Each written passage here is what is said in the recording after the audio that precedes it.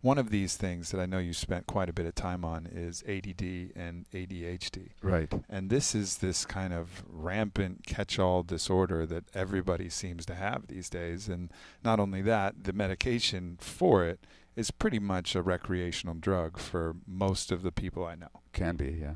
Yeah, and it's a very interesting time we live in, and I think you have some interesting takes on kind of where this comes from and what this is actually a symptom of. What is the root of ADD and ADHD? Well, my first book was on that, and I wrote that after I was diagnosed with it myself in my 50s. But I never bought into the idea that it's a genetic disease or a disease at all.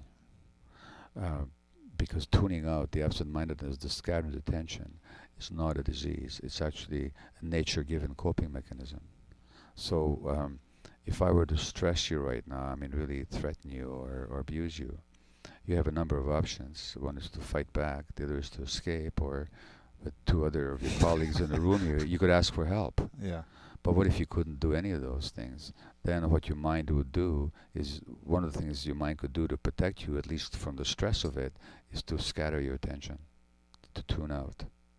Makes sense. Now, if you take the environment I grew up in as an infant, which is a highly stressed environment, and as an infant I can neither ask for help nor leave or fight back, then my mind is tuning out when my brain is developing, which develops under the impact of the environment, as I said earlier. Yeah. So that means I'm tuning out a lot when my brain circuits are being formed. So the tuning out then gets programmed in as kind of a default setting in my mind, in my brain. And now, 50 years later, or in some of the cases 5 years later, then one is diagnosed with what they call as a disease. But it's not a disease. Excuse me. It's a condition that was meant to be a temporary state under conditions of duress, but now becomes a long-term trait because the stress was so long-lasting. And then you're given this diagnosis. And if we go back to the question that you pose of why we're seeing all of this so much in society right now, it's because the parenting environment for so many families have become so stressed that more and more kids as infants are having to tune out.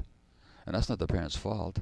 It has to do with the disconnection in society, the lack of community, the lack of support, the economic stress on people, both parents having to be absent the whole day for the child because they have to make a living, and the parents' stresses themselves that become absorbed by the child. And this is in the best meaning and most loving families, let alone families where there is severe trauma and maybe abuse and so on. So it's a mark of the culture that more and more children are having to tune out and then are being diagnosed. And then again, what medicine does, you've got this disease, and we're just going to change the biology of your brain temporarily by means of this particular chemical.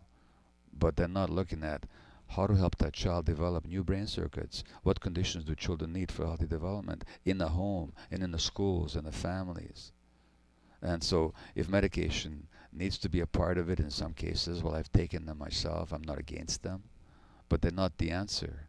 At the very best, they mitigate symptoms. They don't deal with causes. So, I mean, all my books, whether on addiction or stress and health or ADD, I'm just interested in the roots of things. Because which means to be radical, radical actually means root.